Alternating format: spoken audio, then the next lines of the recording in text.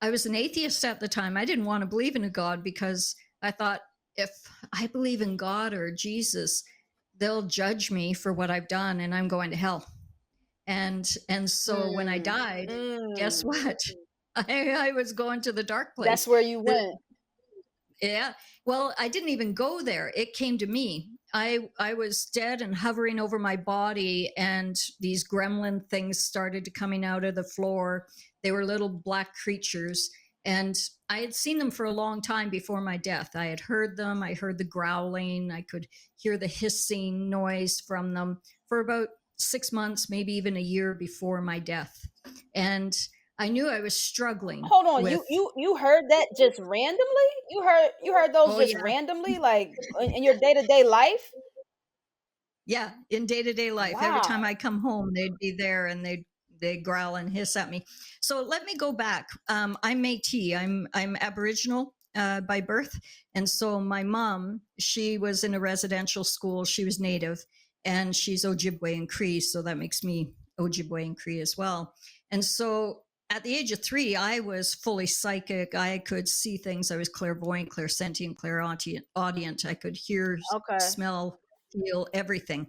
So when I came into the deaths, um, 2 of them, it just amplified the gifts that we all have, I believe, but I was very much aware of right from 3 years old. So I would see ghosts and spirits all my life. I saw a lot of things during my lifetime. And so it didn't surprise me. I knew I was struggling. I knew I was at the end of my rope.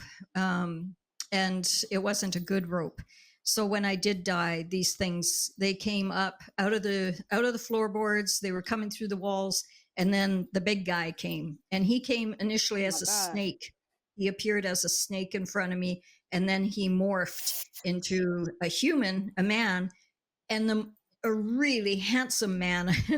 And I kind of tried to shake the fear by going, wow, that's where they get the term devilishly handsome from, because he was so handsome. He had the square jaw and Hmm. you know, but his eyes were reptilian and they would undulate, and he was trying to hypnotize me. And long story short, you got to read the book because it tells all the details. But in that moment I For realized, sure. okay, if I'm standing with this demon thing, then there has to be a contrast. There has to be a God. There has to be a Jesus. There has to be goodness. And so at that moment, I thought, F it. I have nothing to lose. I was an atheist. I'm going to call in God and Jesus to be by my side. And I'm getting truth bumps, goosebumps as I'm telling this. But they came, and Mm, immediately as they stood beside me, that thing's eyes like bugged out, and he flew. He ran as fast as he could because his energy cannot mm. sustain in the light of God, light of Jesus, the power of that pure energy.